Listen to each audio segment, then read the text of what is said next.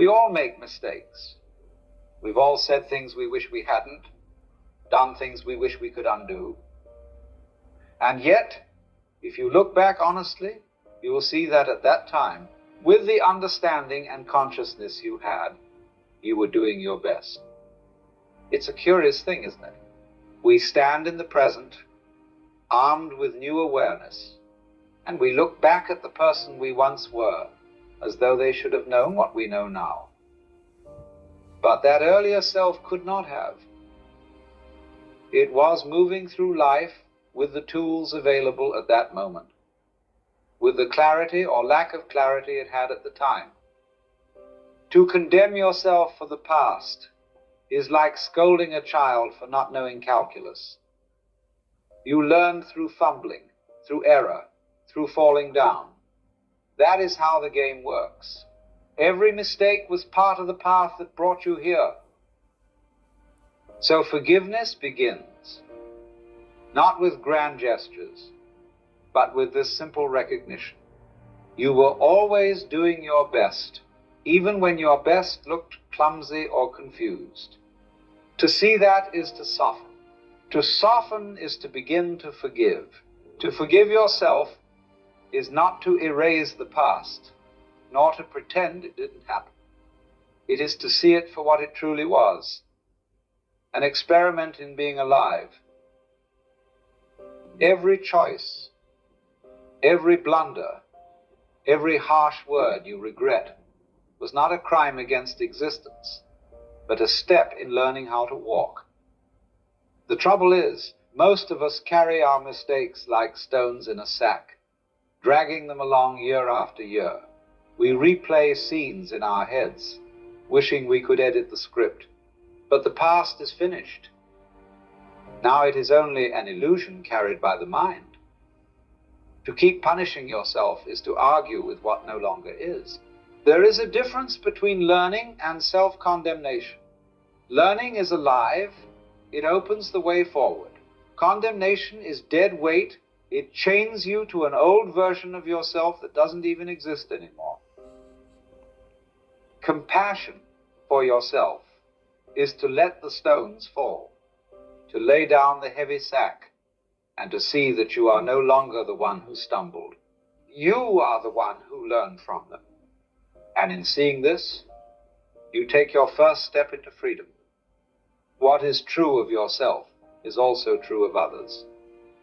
When a person acts in a way you call wrong, they are not choosing from infinite possibilities with perfect clarity. They are acting from the limits of their awareness, from the conditions that shape them. If someone speaks in bitterness, it is because bitterness has taken root in their heart. They learned it from the soil of their upbringing, from wounds you may never see. And so, to condemn them outright is to forget that they are already living inside their own punishment. A person who lashes out is not free. They are driven by pain, by fear, by confusion. To meet them with more judgment is to add weight to what is already unbearable. This does not mean you must accept every cruelty or excuse every harm. It means you begin to see the human being beneath the behavior, the child beneath the anger, the suffering beneath the mask. And when you see this, even if you must walk away, you do not carry hatred in your heart. That is the beginning of forgiving the world. It is easy to judge. Judgment is quick, effortless, and it makes us feel superior for a moment. That is why most people do it. It costs nothing. But to understand another human being, to actually imagine their inner world, that is difficult. It requires us to pause, to think, to feel, and this is where the highest kind of intelligence comes in. Not the intelligence of solving puzzles or memorizing facts, but the intelligence of empathy. To see yourself in another, and another in yourself. To recognize that their anger is your anger in another form. Their confusion is the same confusion you once carried. their blindness the same blindness you once struggled through? It is the deepest strength, for anyone can strike back, anyone can condemn, but to look into the eyes of another and see the suffering that drives their actions, that is a rare and subtle wisdom. When you understand in this way, forgiveness ceases to be a moral duty. It becomes a natural response. You see, there was never anything to forgive in the first place, only pain to be understood. There is a saying, hurt people hurt people. Pain has a way of reproducing itself, passing from one to another like a contagion. Someone wounded in childhood may grow up to wound their own children. A bitter word spoken to you may be repeated unconsciously to someone else, and so the chain continues, generation after generation. If we do not awaken, if we do not forgive, we simply pass the poison along. We become the very thing we once suffered from. And in this way, the world remains locked in a cycle of resentment and retaliation. Forgiveness is the refusal to play that game. It is the decision not to pass along what was handed to you in anger. It is saying, this stops here. Not because the other person deserves it, but because you no longer wish to carry the burden forward. In that moment, forgiveness is not about them at all. It is about you. It is how you reclaim your freedom from the endless repetition of hurt. You become the break in the chain, the point at which pain no longer multiplies. Forgiveness, you see, is not always about embracing someone or inviting them back into your life. Often it happens silently, in the privacy of your own heart. You may forgive a person and still choose not to walk beside them again, and that is perfectly so. Forgiveness does not require forgetting, nor does it demand foolishness. What it asks of you is simple, that you no longer carry the fire of resentment. For resentment burns only the one who holds it. You may think you are punishing another by keeping hatred alive, but in truth, it is your own mind that smolders, your own spirit that is consumed. So forgiveness is not weakness nor indulgence. It is clarity. It is the ability to see that to hold on is to chain yourself to the very thing you long to be free of. By letting go, you release not only the other, but yourself. And strangely enough, once you no longer demand that they change, sometimes people do. But even if they never change, you are no longer bound to their story. That is the quiet power of forgiveness in practice. Most people confuse intelligence with cleverness.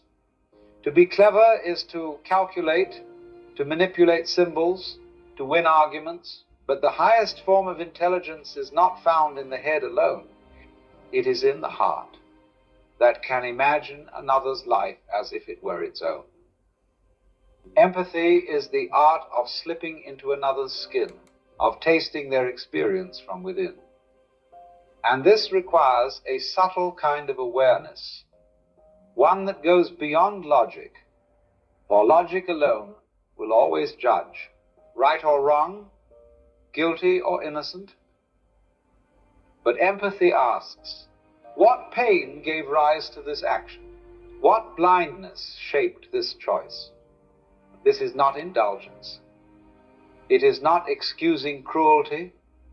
It is simply seeing reality in its depth. For no one wakes up and decides to be bitter, to be cruel, to be lost.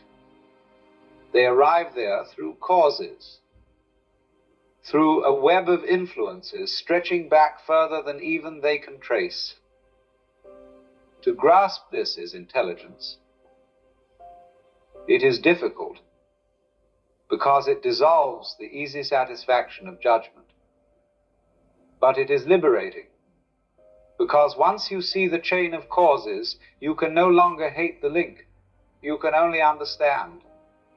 At the deepest level, Forgiveness is not even a moral act. It is a recognition of unity. When you see clearly, you begin to understand that the one who harms you is not truly separate from you. Their suffering is your suffering in another form. Their blindness another mask of the same life that looks through your own eyes. To hate them, then, is to hate a part of yourself. It is as if the hand were to scold the finger for fumbling, forgetting that they belong to the same body. The finger's clumsiness is the hand's clumsiness. And in the same way, the bitterness of another is not apart from life. It is life struggling with itself. This is why the great teachers always spoke of forgiveness, not because it is noble, but because it is natural once you see that there is no separate other to forgive. There is only life, stumbling and learning, just as you stumble and learn. In this vision, compassion ceases to be an effort. It flows as naturally as breathing. You forgive not because you are told to, but because you understand there is no one outside the whole to hate. When this becomes clear, forgiveness is no longer something you try to do. It happens of itself. For how can you go on condemning a world that is not separate from you? How can you go on punishing yourself when the one who erred no longer exists? You see, all along you were stumbling toward awareness, just as everyone else is stumbling now. And the strange thing is, when you stop demanding perfection from yourself or from others, you begin to see the beauty of this clumsy dance. To forgive, then, is simply to let life be what it is, a process of falling and learning, breaking and mending. It doesn't erase the past. It releases its grip. And in that release, you discover a freedom lighter than judgment.